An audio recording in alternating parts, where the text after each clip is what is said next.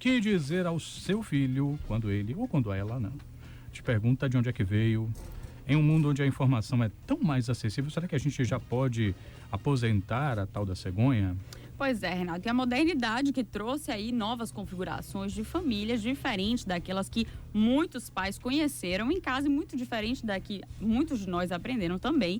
O que é uma dificuldade, muitos deles apresentam dificuldade de explicar isso para os filhos. Enfim, a gente vai falar um pouco sobre o sexo com as crianças, como falar desse assunto com elas. E a gente vai saber desse assunto com a médica ginecologista, sexóloga Carla Calil. Bem-vinda ao Frequência Baiana, tudo bem? Olá, tudo bom? Bom, na sua opinião, essa dificuldade para falar de sexo com os filhos, que alguns pais têm, outros não têm não, mas alguns têm, você acha que isso sinaliza uma dificuldade pessoal de pai e mãe para falar desse assunto, para botar para fora esse assunto? O que a gente vê é que, assim, quem tem dificuldade para falar com os filhos sobre sexualidade foram aquelas pessoas de educação rígida que também não tiveram esse acesso com os próprios pais. Porque se você vem de uma família que foi tudo conversado, tudo aberto, essa pessoa tem muito mais facilidade de interagir com o seu filho do ponto de vista sexual. Agora, se você vem de uma família que foi ríspida, né, rígida, você tem dificuldade de interagir com o seu filho. Eu vejo isso muito em pais separados, de que a posse, né, tá com o pai e é uma menina. E ele liga lá no consultório, marca uma consulta, vai uma semana antes e diz assim: ó, doutora, minha filha vai chegar semana que vem, você conte aquelas coisas horríveis para ela, porque eu não tenho condições de contar. Eu aí fico rindo, Mas peraí, né? deixa eu ver se eu pegar a história. Normalmente é o pai que faz isso, que chega até você e faz o pai ente masculino que faz isso? É o pai que fica com a filha, né? Com a posse da filha. E que a mãe fica fora, né? Ou que tem pais separados e por um acaso a filha está com o pai vai lá no consultório, marca uma consulta e aí conversa, né? Para explicar as coisas para a menina, porque ele não tem jeito com menina, né, doutora? Aí ele fala assim: tá, pode trazer aqui que eu oriento tudo. Ela só conta aquelas coisas horríveis que vocês mulheres fazem. Você já vê que ele tem problema, né? Ele mesmo já se entregou, né? Disse, aquelas coisas horríveis que vocês mulheres fazem. Em outras palavras, assim, a gente pode falar que se está faltando repertório dentro da própria casa, né? Se você não teve de berço esse tipo de relação com os pais, vai ter mais dificuldade por falta de repertório também. Por falta de repertório, porque não sabe o que falar, não teve nenhuma ideia. E assim, muitas vezes você busca saber o que foi que alguém falou, né? Um amigo próximo. Aí o amigo, quando não é muito íntimo ou quer dar uma de esperto, fala assim: ele vai te perguntar, ele vai te perguntar, cara. Você vai esperar, não fique botando essas coisas antes do tempo na cabeça do seu filho, não. Porque senão você sabe o que é que vai dar, né? Aí ele já fica meio acanhado, né? Chega lá no consultório e diz assim: doutora, a senhora acha que meu filho é... Assim, o pai hoje ele está preocupado se o filho não teve relação sexual, se 19 anos é a que idade que ele tem que ter a primeira relação. Os pais masculinos vão lá, né? Dizem: doutor, e se eu comprar um monte de camisinha e chegar lá e largar para ele: ó, filho, usa isso aí, qualquer coisa me pergunte. Se está bem orientado, se eu concordo com esse tipo de orientação. Eu digo que não, que está tudo errado. Ele: eu não entendo nada desse mundo moderno. E as preocupações ainda variam muito de meninos e meninas, digamos assim, e de pais e mães, então? Variam. As mães, quando chegam no consultório, é porque elas já descobriram alguma coisa que não agrada à sociedade. A mãe, quando leva lá no consultório, ou porque a menina, né, mais nova está tendo relação homossexual com outra menina e ela acha que aquilo ali não está certo e está com medo de contar para o pai. E a filha chegou e contou para ela: mãe, eu gosto da minha amiguinha. E aí ela diz assim: meu Deus do céu. Ela tem medo de contar isso para o pai e vai lá no consultório saber se a filha é normal. Ou, muitas vezes, né, o que eu recebo hoje com grande frequência é não a criança, mas assim, depois, né, de Daniela, o que aconteceu? As mulheres mais velhas, que têm uma família Daniela inteira, Mercury. depois de Daniela Mercury, que as mulheres mais velhas, tipo 50, 48, 50 anos, que têm um relacionamento homossexual, elas agora querem também mostrar para a família que ela não é hétero. Então, assim, só que ela tem a filha, os filhos, os netos, e tá com aquela preocupação de chegar para a família e dizer assim: gente, a partir de hoje eu vou te dizer que aquela minha amiga que eu viajo, que eu saio, ela é muito mais do que minha amiga. Entendi. Mas, assim, voltando aqui para pais e mães, qual é, se é que há importância em que essa não seja uma tarefa delegada para a mulher? Mulher, resolve esse negócio aí, porque a fulaninha está perguntando aquelas coisas. Há importância que o pai, ou que o sexo oposto, né? Para o filho, a mãe fale, para a filha, o pai fale, tem essa participação? Sempre tem que ter, né? Independente, pai, eu digo que o pai que educa pode ser homem ou pode ser mulher, independente do sexo da criança. Então, como começar? Que é o a dificuldade, né? A dificuldade de quando começar, eu digo, se por um acaso a menina já menstruou, tem que arranjar um jeito de entrar em contato. Então, espera uma cena da novela, um comportamento no shopping, né? Alguma coisa mais visível que ela possa interagir e começa a tocar no assunto. Por exemplo, menstruou. Você sabia que hoje, a partir do dia que você menstrua, você já é mocinha. Se você tiver relação sexual, já vai engravidar. Eu sempre peço para meus pacientes não falarem sexo, sim relação sexual. Por quê? Ou, Por quê? porque assim, o sexo, se você for olhar, né, você digitar relação sexual na internet, você vai achar vários textos. E se você digitar sexo, vai achar site de pornografia, vai achar site Isso qualifica a busca que a criança vai fazer. Qualifica a busca pela palavra que o pai informou.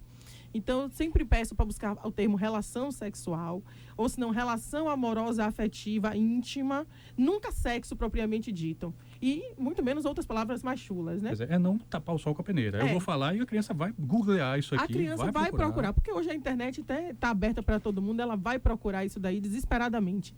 E se for um menino, ele começar a falar, né, a partir da primeira poluição noturna, né, que é aquela ejaculação de madrugada, né, que o menino apresenta. Ah, doutora, mas eu não consigo ver isso. Então, repare o comportamento. Se do mesmo jeito que você repara se seu filho está fazendo coisas erradas, ligado, né, a drogas, você tem que reparar. Se a menina, né, começou a vestir uma roupa mais curta, se mexer no telefone muito, mandar muitas mensagens para o outro sexo, quando você vai buscar na escola, ela está conversando, em vez de estar com um grupinho de meninas, já está conversando com o menino, a mesma coisa com o menino e vice-versa, está na hora de ficar com os olhos abertos e tentar tocar no assunto o mais rápido possível. E eu digo que uma área boa que eu gosto muito, né, quando a mãe fica muito tímida, é na loja de lingerie. Então, eu oriento a ir numa loja de lingerie, como tem várias no shopping, né, que você pode escolher, tem até de marcas, e aí mostrar, né, tipo, essa calcinha é para quando for namorar, essa calcinha aqui é para um momento mais íntimo, esse sutiã aqui um pouquinho mais devasso, né, mais organizado para uma despedida de solteiro, para um dia que vai casar, branco, no dia que for casar, que aí a menina vai dizer, não, minha mãe já tá ligada, né, já me levou numa loja dessa, ela já sabe mais ou menos do que eu tô por dentro. Mas será que a mãe vai levar numa loja dessa? Mas assim, levar numa, né, assim, que não pode falar nome de marca, mas levar numa loja, né, pode ser Lupo, Hope, nessas lojas normais de calcinha, mostrar, né? Quando você vai escolher Então, uma roupa. O importante é não constranger o filho Nunca e não constranger. tocar diretamente no assunto, porque assim você deu muitos exemplos de que o assunto ele não foi diretamente tocado, é isso? Eu sou a favor, né? A minha política é a freudiana e eu sou muito a favor, sigo as normas de Freud, de que a gente não pode nunca subestimar a criança. Então, o adolescente. Então, você começa com o ensinamento, vê a retribuição e por aí vai. Porque muitas vezes você vai com o ensinamento básico, eu falo que ele já é mestre no que você acha que não sabe, por causa da internet. Então, é melhor você não subjugá-lo, porque ele vai dizer assim, se você chegar lá e falar assim, porque você já namora, vai usar uma pílula. Ela diz que já estou usando isso há muito tempo, minha mãe é otária. Ela acha que eu sou criança, né? Então, começar com coisas básicas, feito a roupa que você vai usar, porque você fez isso sempre desde a sua vida do início, você orientou a roupa que vai para a festa, você orientou a roupa que vai sair, e aí ela vai dizer, peraí, minha mãe nunca fez isso, agora está me ensinando a roupa, mas foi um jeito, digamos, né, entre aspas, mais positivo para você não subjugar a criança, não subjugar o adolescente, porque se ele se sente subjugado, é o proibido. Ele vai dizer, minha mãe acha que eu sou otária. E o proibido desperta o desejo. Vem cá, falando um pouquinho mais saindo um pouquinho da esfera dos adolescentes e regredindo um pouquinho. É tempo de sacrificar a cegonha? Não, de jeito nenhum. Eu falo que a cegonha, né, assim como o coelhinho da Páscoa e o Papai Noel, ele tem que vir do adolescente, da criança, saber que aquilo não existe. Eu fui criada com o Papai Noel desde pequenininha e eu sabia que o Papai Noel não existia. Então, sou eu que tenho que saber, ninguém que vai me dizer que não vai. Porque, assim, existem cartazes de cegonha desde quando você vai receber um cartão de nascimento, né? Que você viu aquilo ali a vida inteira. Bem-vindo, não sei quem está chegando. Cheguei, vem uma cegonhazinha desenhada. Isso faz parte do culto e da imaginação de todo mundo. Você não pode tirar isso. Isso faz parte da nossa formação, a formação do mundo social, e a cegonha não deve ser colocada de canto nunca. Deve ser colocado tudo da cegonha e a pessoa vai dizer assim, a cegonha já não existe mais. Como fala o Papai Noel não existe mais, muito menos o Coelho da Páscoa. E ninguém vai dizer para ela que o Coelho da Páscoa não existe, mas ela já sabe. E a partir daí você começa a observar o conhecimento e o que ela tem para você poder começar a interagir. Mas nunca diga que não tem a cegonha. Agora, o que eu sou contra é da sementinha. A sementinha faz tanto sucesso. Eu peguei uma sementinha, coloquei na mamãe. A sementinha, porque hoje, a sementinha, se você for pesquisar sobre a sementinha é de planta, é de vegetal. E planta e vegetal não tem sentimento, não acolhe ninguém. A cegonha carrega, cuida dos filhinhos, né? É um instinto mais materno. Já a sementinha, a planta não protege, não acolhe ninguém. E a gente hoje precisa de amor. Os pais precisam amar os filhos precisam amar os pais. Então, tudo que você consegue colocar em conjunto, que gere aproximação do leito familiar, deve ser levado em consideração. Mas não vale nem dizer, não, mas eu coloquei com todo o amor e dedicação. E aí nasceu um pé de feijão, né? Um pé de feijão, um belo pé de feijão, um amado pé de feijão. Carla, tem... alguns pais se preocupam muito quando os filhos começam a interagir com o próprio corpo ou com o corpo do outro. Ou se masturbam, ou vão brincar de médico. Quando é que o alerta vermelho, se é que tem que acender? Quando é que tem que acontecer? Não, eu acho que se estão brincando de médico e não está fazendo mal para ninguém, não está acontecendo nada, não estão fazendo o brincar de médico se transformar, né, num processo sexual, digamos assim, né? Um sexo propriamente dito, ou um sexo com várias pessoas, de todo mundo nu, aí tá tudo certo. Porque acho que me ocorre uma coisa, Carla, com relação a esse fenômeno, acho que alguns pais eles pensam assim, puxa, talvez eu nem seja um cara, vamos dizer assim, conservador do ponto de vista da educação sexual, ou, enfim, dessas práticas afetivas que podem ser homo ou heteroafetivas, mas o que é que os meus vizinhos vão pensar? O que é que os meus parentes vão pensar se meu filhinho ou minha filhinha estiver brincando de médico e eu não intervir, não podar? O que é que os outros vão pensar? Mas a gente sempre brincou de médico, né? Você brincou de médico, eu brinquei de médico, todo mundo brincou de médico. E por que a gente vai pular isso daí? Isso sempre funcionou, eu tô aqui bem, você tá aí bem, você tá aí bem. Por que a gente não vai brincar de médico? Eu acho que hoje a brincadeira de médico, sim, eu brincava de médico, mas tinha uma pessoa, né, diferente, olhando, né, uma tia, uma babá, né? E tudo isso aconteceu normalmente. A gente não pode querer tirar o básico, a fundamentação de tudo, pulando as etapas. Tudo tem que passar. A gente está no processo evolutivo, tanto do ponto de vista sexual, como do ponto de vista social. Então, a gente tem que evoluir devagarzinho. E eu acho que tem que brincar de médico, tem que deixar as crianças reunidas, tem que deixá-las no grupinho delas, né? Seja de menino ou de menina, para poder acontecer a conversa e evitar o que é proibido. Porque no momento que você coloca proibido dá problema. O proibido é o que traz problema hoje. E essa questão da descoberta do próprio corpo das crianças, essa questão da masturbação infantil mesmo, que constrange muitas vezes os próprios pais, ela deve ser conversada com a própria criança? Como é que isso deve ser explicado para a criança? Deve ser conversado com a criança. Se não quiser conversar, existem vários livros, né? Como descobrir o corpo, porque a criança, desde a parte oral e da parte anal, ela deve entender aquele processo. Ela pega, ela se manipula, ela sabe que por que os prazeres da vida, né? Quando ela está na fase oral, botar tudo na boca é um prazer. Quando está na fase anal, é pegar no cocô, passar no corpo, né? Todo mundo se sentir sujo, botar até na boca. Isso faz parte do nosso desenvolvimento. A criança é assim. Então, depois que você passa da parte oral e da parte anal, que são as escalas de desenvolvimento, vem depois o complexo de Édipo e o complexo de Eletra. Para o homem e para a menina, propriamente dito. Então, você vai tocar no seu organismo. Você vai ver que se tocar na região do pipi, vai dar uma diferença. Se tocar na região da vulva, vai dar uma diferença. E você vai investigar isso. A gente continua esse papo aqui sobre como falar de sexo com os filhos. Estamos aqui conversando com a médica, ela que também é ginecologista, Carla Calil, está aqui com a gente, sexóloga e ginecologista Carla Calil, falando um pouco sobre esse assunto. Se você tiver dúvidas, fique à vontade para mandar aquele velho anônimo, aquela velha anônima, a gente não fala seu nome, não se preocupe, manda para cá 72250, coloque BN na frente do texto.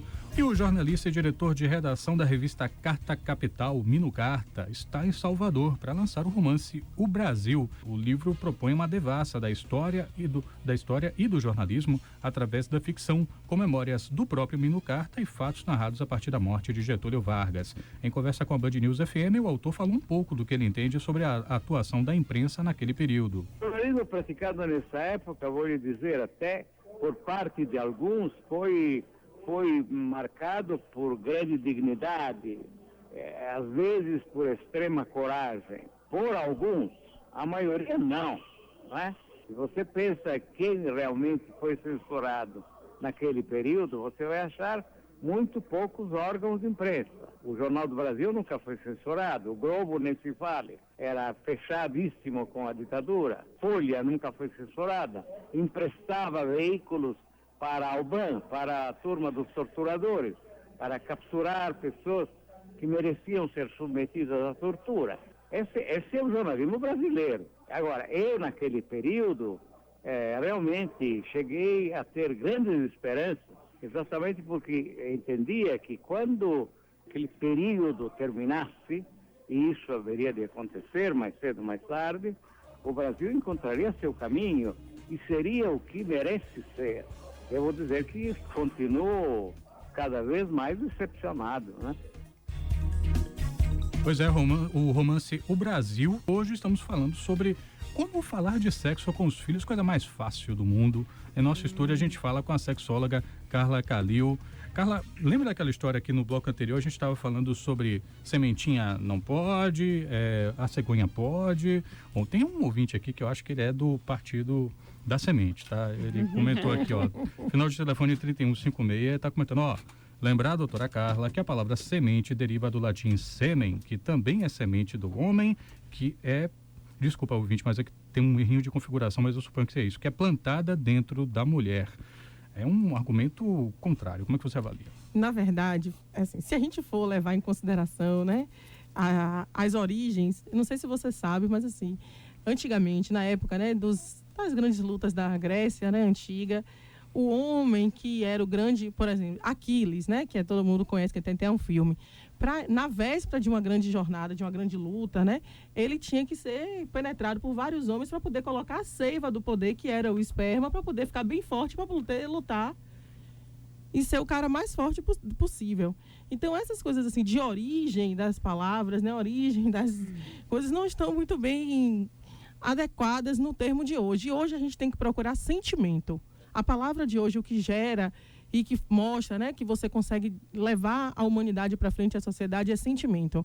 Não tem gente que é a favor da corrente da sementinha, né, como da Seiva da Vida, de várias outras, mas eu prefiro, para a união familiar e para estabelecer o laço de romantismo familiar, de proteção da família amiga, eu prefiro utilizar palavras que tragam a conotação do afeto. O que é que os pais devem fazer se acontecer naquela situação fatídica da criança que ficou nervosa porque estava dormindo sozinha, aí sai, estava aquela trovoada em casa, ela sai do quarto, vai para os pais, vai dormir com os pais e vê os pais em pleno ato?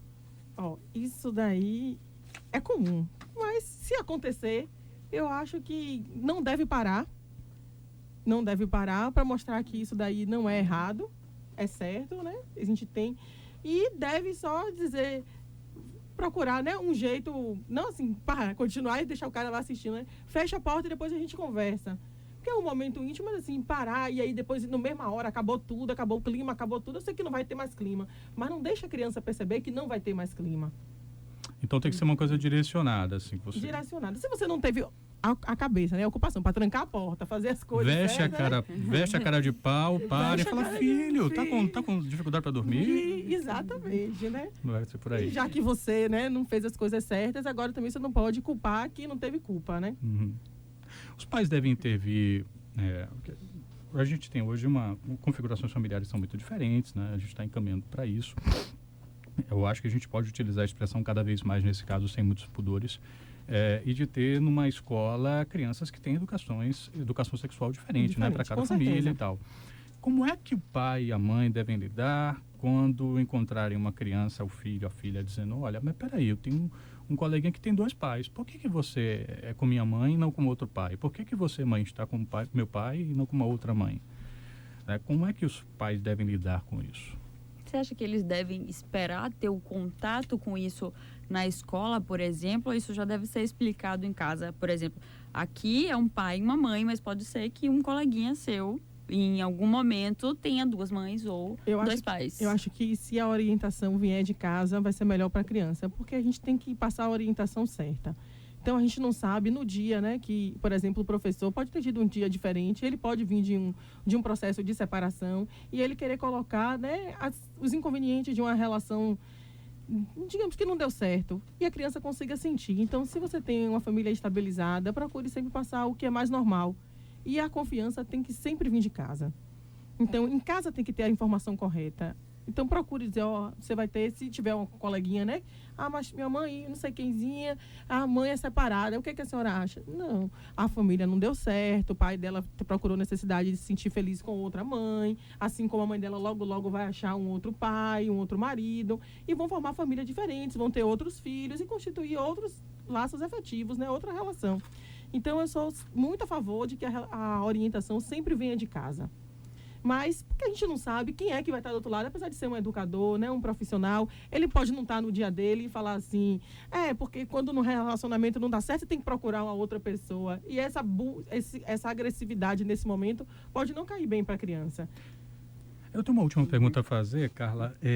Acho que muitos pais e mães se preocupam com a possibilidade de que as crianças, por uma vulnerabilidade que a gente acha que está inerente a essas crianças, elas sejam vítimas, por exemplo, de pessoas mal intencionadas, e aí vamos entrar nos finalmente de ser alvo, por exemplo, de um pedófilo, né? E eu suponho que alguns pais podem até estar se perguntando, poxa, se a gente der abertura demais, será que quando um adulto abordar, na eventualidade de um adulto abordá-la, ela não vai estar encarando como uma coisa normal? Como é que deve se lidar com isso, de dizer para uma criança, não deixem que te toquem dessa forma, que façam isso, como é que se lida com isso? Foi aquilo que eu falei, né? A orientação sempre, o correto é você educar o seu filho para que todas as dúvidas, de qualquer que seja do laço sexual, do laço sentimental, do comportamental, sejam tiradas em casa. Então, assim, se ele precisa tomar uma decisão na escola, se ele vai faltar, se ele não vai faltar, se aconteceu qualquer coisa de diferente, que ele comunique o pai e a mãe, comunique o responsável. Então, a gente precisa educar e fortalecer esse laço em casa. E eu oriento, né, as pessoas de que o pai e a mãe são os nossos melhores amigos. Quem não tem o pai e a mãe tem que ter uma avó, uma tia, e a ela contar essas coisas. Assim, você pode contar para uma amiguinha, a amiguinha pode perguntar em casa, se ela fala, eu pergunto à minha mãe, se minha mãe, eu tenho esse laço aberto, já que você não tem com a sua. Você ouça aquilo ali, mas pergunte na sua casa. Porque a melhor orientação vem sempre de casa. E se você não for, vá no médico.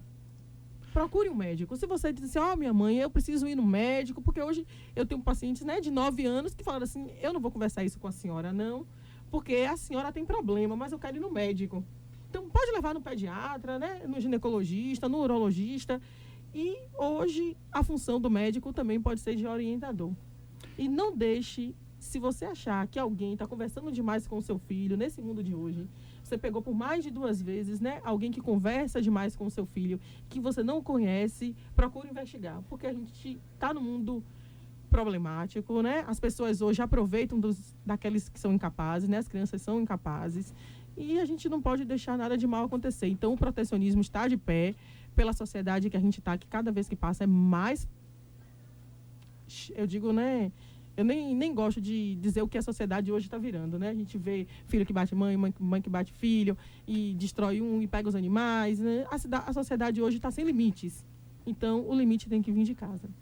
Nós conversamos hoje com a médica ginecologista e sexóloga Carla Calil, ela que falou um pouquinho com a gente sobre como falar de sexo com os filhos. Queria agradecer aqui a sua participação, Carla. Bem-vinda aqui ao Frequência Baiana e obrigado por ter dado esses esclarecimentos. Obrigada, doutora Carla.